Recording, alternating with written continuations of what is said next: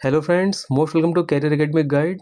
तो फ्रेंड, उत्तराखंड प्राथमिक शिक्षक भर्ती के अंतर्गत जिन भी अभ्यर्थियों ने जिला उधम सिंह नगर से आवेदन किया है, उनके संबंध में 2 लिस्ट कार्यालय जिला शिक्षा अधिकारी उधम सिंह नगर द्वारा जारी की गई हैं। एक लिस्ट ऐसे अभ्यर्थियों की है जिनके पास जो अनिवार्य अर्हता थी वो धारित करते हैं, और एक लिस्ट ऐसे अभ्यर्थियों की है जिनके पास जो अनिवार्य अर्हता इसमें डिमांड की गई थी वो धारित नहीं करते थे। तो चलिए सबसे पहले ये देख लेते हैं कि वो अनिवार्य अर्हता कौन सी थी। एडवर्टाइजमेंट में इन्होंने क्या अनिवार्य रहता है इसके लिए डिमांड की थी। तो देखिए, यह है कार्यालय जिला शिक्षा अधिकारी उधम सिंह नगर से संबंधित विज्ञप्ति, और इसमें देखिए यहाँ पर इन्होंने स्पष्ट लिखा हुआ है शासनादेश संख्या। ये पूरा शासनादेश संख्या दी हुई है, दिनांक 25/3/2023, 28 मई 2025 की और 4 अक्टूबर 2025। इसके अनुसार भारतीय पुनर्वास परिषद यानी RCI द्वारा मान्यता प्राप्त D.Ed विशेष शिक्षा अथवा RCI द्वारा मान्यता प्राप्त समकक्ष डिप्लोमा के साथ राष्ट्रीय अध्यापक शिक्षा परिषद द्वारा निरूपित मार्गदर्शी सिद्धांतों के अधीन राज्य सरकार अथवा केंद्र सरकार द्वारा आयोजित अध्यापक पात्रता परीक्षा प्रथम उत्तीर्ण की। तो मेनली जो हमारा कंसर्न है यहाँ पर हम बात करते हैं D.Ed, तो ये डिमांड किया था यहाँ पर D.Ed विशेष शिक्षा। तो जिनके पास भी D.Ed यानी diploma in education special education का सर्टिफिकेट होगा उन्हीं को इन्होंने कंसिडर किया है, और बाकी जिन लोगों के पास BTC था या DLED था तो उन सभी को इन्होंने निरस्त कर दिया। वो सभी फॉर्म निरस्त कर दिए और उसकी एक अलग लिस्ट इन्होंने डाउनलोड की, तो उस लिस्ट को भी अभी देखते हैं। तो ये उन अभ्यर्थियों की लिस्ट है जिनके पास डिप्लोमा इन एजुकेशन की योग्यता जो धारित करते थे, जिनके पास डिप्लोमा इन एजुकेशन की योग्यता थी। एंड ऊपर देख सकते हैं कार्यालय जिला शिक्षा अधिकारी प्रारंभिक शिक्षा जनपद उधम सिंह नगर सहायक अध्यापक प्राथमिक D.Ed विशेष शिक्षा के अभ्यर्थियों के प्राप्त आवेदन पत्रों की सूची, और पदों की संख्या कितनी टोटल 18 इसमें पदों की संख्या थी। तो ये उन अभ्यर्थियों की सूची जिनके पास डिप्लोमा इन एजुकेशन की योग्यता थी। एंड इस सूची में डिफरेंट कॉलम्स देख सकते हैं। तो सबसे पहले इसमें क्रम संख्या दी हुई है, इसके बाद ये आवेदन क्रमांक, आई थिंक जैसे जैसे आवेदन आते गए होंगे तो इन्होंने नंबरिंग की होगी। ये आवेदक का नाम, पिता या पति का नाम, इसके बाद जन्म तिथि, विषय वर्ग यानी साइंस वर्ग से या आर्ट वर्ग से, एड्रेस दिया हुआ है, फिर डिस्ट्रिक्ट का नाम, इसके बाद मोबाइल नंबर, साथ ही ये मेल या फीमेल आप जो भी हैं, जाति वर्ग यानी जनरल SC ST या OBC जिसमें भी आप आते हो, इसके बाद क्षत्रिय आरक्षण में मतलब महिला है या सर्विसमैन है या दिव्यांग में है, और इसके बाद आपके हाई स्कूल, इंटरमीडिएट, स्नातक और D.Ed इसमें जो भी आपके पूर्णांक थे, प्राप्तांक थे, आपके बोर्ड का नाम, वो सारी डिटेल इन्होंने यहाँ पर शेयर की है ताकि मतलब ट्रांसपेरेंसी रहे। तो सारी चीज़ें इन्होंने यहाँ पर शेयर की हैं। हालांकि अभी मेरिट लिस्ट नहीं आई है, जब इन नंबरों के आधार पर जो इनके गुणांक का फार्मूला है वो लगा करके उसके अकॉर्डिंग फिर ये मेरिट लिस्ट बनेगी। ठीक है, तो ये तो सारे हो गए पूर्णांक और प्राप्तांक। इसके बाद लास्ट में ये प्रशिक्षण का प्रकार, ये सबसे इंपॉर्टेंट है, जिसके आधार पर जिनके पास ये diploma in education special education में था उनको ही कंसिडर किया है। बाकी सारे फॉर्म जो निरस्त किए हुए हैं, तो वो निरस्त की सूची भी हम फिर से देखेंगे। इसके बाद स्थायी निवास प्रमाण पत्र जहाँ का भी है वो सारा यहाँ पर इन्होंने डिटेल दी है। एंड लास्ट कॉलम में अभियुक्ति, तो अभियुक्ति के अंतर्गत मतलब जैसे किसी का RCI संलग्न नहीं है, या इसके अलावा और भी हैं जैसे PHV RCI संलग्न नहीं है, फिर आप नीचे देख सकते हैं सेवाजन संलग्न नहीं है, स्थायी संलग्न नहीं है। तो इस तरह से मतलब जो भी किसी का टैट उत्तीर्ण नहीं है, आप देख सक रहे हैं ऊपर। तो जो भी अभियुक्ति है मतलब जो भी आवेदन पत्रों में कमी है वो इन्होंने यहाँ पर दी हुई है।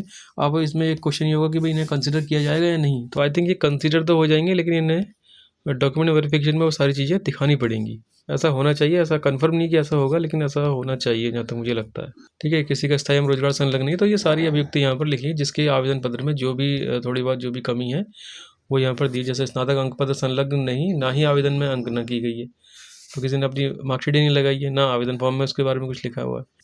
अब देखिए, एक में है कि 2 आवेदन किए हैं, तो 2 आवेदन किए हैं, लेकिन 2 आवेदन नहीं करने होते इस तरह के कभी भी एग्जाम में। जितने भी ऐसे अभ्यर्थी जिनके पास diploma in education special education की योग्यता थी वो कितनी यहाँ पर 84, और पदों की संख्या हमारे पास कितनी, मात्र 18 यानी 18 पद हमारे पास हैं। और टोटल जो अभ्यर्थी इसमें जिनके पास ये योग्यता धारित करते हैं, जो अनिवार्य योग्यता है वो धारित करते हैं, वो हैं 84। तो 18 लोगों का इसमें से भला होने वाला है फिलहाल। तो फ्रेंड, ये तो लिस्ट है उन अभ्यर्थियों की जिनके पास डिप्लोमा इन एजुकेशन की योग्यता थी, और अब हम देखते हैं ऐसे अभ्यर्थियों की लिस्ट जिनके पास डिप्लोमा इन एजुकेशन की योग्यता नहीं थी। तो फ्रेंड, ये है हमारे पास ऐसे अभ्यर्थियों की लिस्ट जिनके पास डिप्लोमा इन एजुकेशन की योग्यता नहीं थी। आप ऊपर देख भी सकते हैं, कार्यालय जिला शिक्षा अधिकारी प्राथमिक शिक्षा जनपद उधम सिंह नगर सहायक अध्यापक प्राथमिक शिक्षक D.Ed विशेष शिक्षा से इतर, यानी जिनके पास D.Ed विशेष शिक्षा की योग्यता नहीं थी, ऐसे अभ्यर्थियों के अप्राप्त आवेदन पत्रों की सूची यहाँ पर इन्होंने दी हुई है। तो आप देख सकते हैं सबके आगे निरस्त लगा हुआ है। यहाँ पर आप अभियुक्ति में देखेंगे सबके आगे निरस्त क्यों लगा हुआ है, निरस्त क्योंकि इनके प्रशिक्षण का प्रकार क्या है। इनके प्रशिक्षण का प्रकार आप देखेंगे तो यहाँ किसी का UP BTC है, किसी ने हरियाणा से D.Led किया हुआ है, कोई NIS D.Led है, ये सारे NIS D.Led। तो आप देख रहे हैं किसी ने B.Ed दिया हुआ है। मतलब यह है कि लोगों ने फॉर्म भर दिया, बस जहाँ वैकेंसी देखी वहाँ फॉर्म डाल दिया, चाहे अनिवार्य अर्हता कुछ भी मांगी है, उन्हें लगा D.Ed। कई बार ये भी किसी को लगता है कि भाई D.Ed मांगा है विशेष शिक्षा में, हो सकता है D.Ed वाले भी कंसिडर हो जाए। तो इसलिए भी कई बार लोगों ने फॉर्म भर दिए। तो ऐसे अभ्यर्थियों की जो लिस्ट है वो कितनी है आप देख सकते हैं इसमें। तो मतलब यह कि अगर आपने जिला उधम सिंह नगर से आवेदन किया है तो इन दोनों लिस्ट में से किसी न किसी एक लिस्ट में आपका नाम होना चाहिए। अगर आपका आवेदन पत्र जिला शिक्षा अधिकारी उधम सिंह नगर कार्यालय तक पहुंचा है तो इन दोनों में से किसी न किसी एक लिस्ट में आपका नाम ज़रूर होगा। या तो निरस्त वाली सूची में होगा, या अगर आपके पास डीएड विशेष शिक्षा की योग्यता थी तो आपका नाम दूसरी वाली आवेदन सूची में होगा। तो ये देख सकते हैं बहुत लंबी लिस्ट है, और इसमें ये देख लेते हैं इनमें इन्होंने क्या क्या इनकी डिटेल दी है। हालांकि इसको कंसिडर करने का ज़्यादा मतलब तो है नहीं, क्योंकि सारे आवेदन तो निरस्त हैं। तो इसमें ये क्रम संख्या, आवेदन क्रमांक, इसके बाद ये आवेदक का नाम, पिता पति का नाम, जन्म तिथि, जनपद, प्रशिक्षण का प्रकार, स्थायी निवास प्रमाण पत्र और लास्ट में अभियुक्ति। ठीक है, तो इसमें मतलब जो निरस्त की है, निरस्त करने का कारण क्या है, क्योंकि इनके पास जो अनिवार्य योग्यता जो डिमांड की गई थी वो नहीं थी। अनिवार्य योग्यता हमने अभी देखा था पीछे क्या डिमांड किया गया था, डीएड विशेष शिक्षा। इससे ये भी पता चल गया होगा अभ्यर्थियों को कि डिप्लोमा इन एजुकेशन विशेष शिक्षा एक अलग योग्यता है और डिप्लोमा इन एलिमेंट्री एजुकेशन एक अलग योग्यता है। तो देखिए बहुत लंबी लिस्ट है, कुल मिला के हम लास्ट अगर देखें इसका तो टोटल आता है 1418 आवेदन पत्र हैं जो कि निरस्त किए गए हैं।